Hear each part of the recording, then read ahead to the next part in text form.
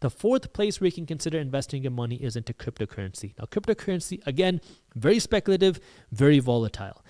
And the thing that I want to kind of point out here is in my total investment portfolio, 80% of my investments are in things like stocks and real estate. If I take out my own business, I have 80% of my money going into stocks and real estate.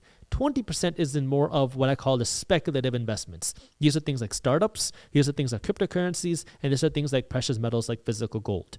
20% of my investment portfolio are these speculative investments.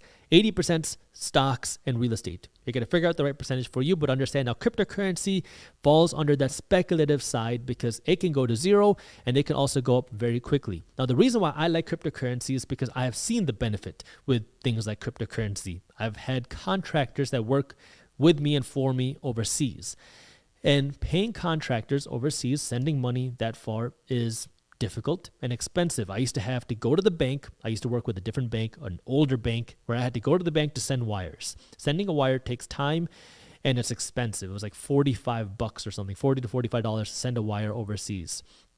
And I was traveling. I was in California at the time where my bank didn't have little regional operations over there. So now I had a contractor that needed to be paid and I couldn't send him money. I couldn't send him money through PayPal because his country didn't accept PayPal. I couldn't send him money through Payoneer or I think they changed their name, but whatever that platform was where you can send money to countries overseas. And so it was a big mess trying to send money to him when I didn't have access to my bank.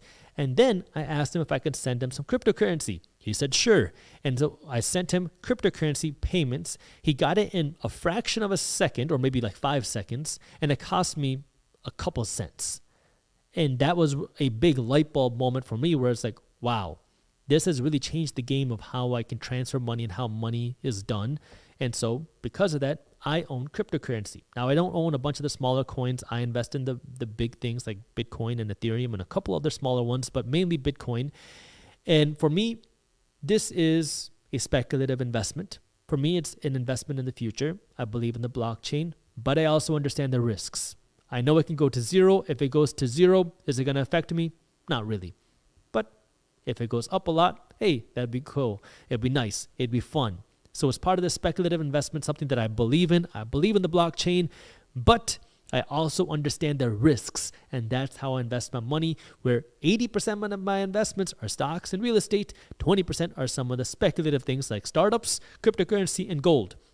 Which brings me to the fifth place where you can consider investing your money, which is a precious metal like physical gold. For me, I own some physical gold. And when I say physical gold, I don't mean an ETF or paper stocks of gold. I mean actual physical gold. It makes up 2% of my investment portfolio. And for me, I just buy some physical gold every month, and that's it. The reason why I buy gold is not because I'm expecting gold to shoot up in value. I really don't even monitor the price of gold. For me, it's an alternative way to save money because the way that I look at it, again, this is just me. Don't listen to what I do. Make your own decisions and follow your own advice. But for me, what I do and the way that I look at it is if I were to go to my backyard and bury $50,000 worth of cash and also $50,000 worth of gold today, and then I covered it up, and then 10 years from now, I go and dig up these two things, these two piles, I think that the gold will have more buying power than the $50,000 worth of cash in the future.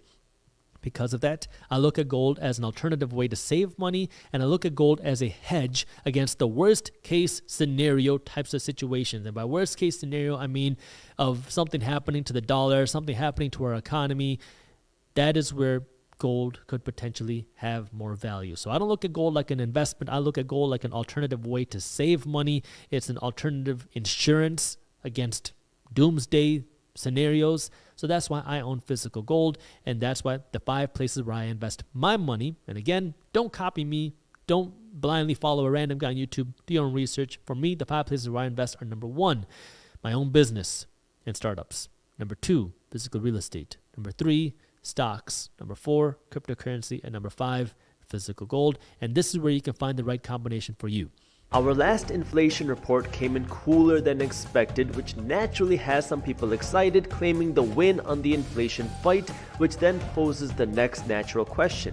if inflation is falling, does that still mean that we're going to see a recession? And what's interesting is just a few days after the inflation report came out,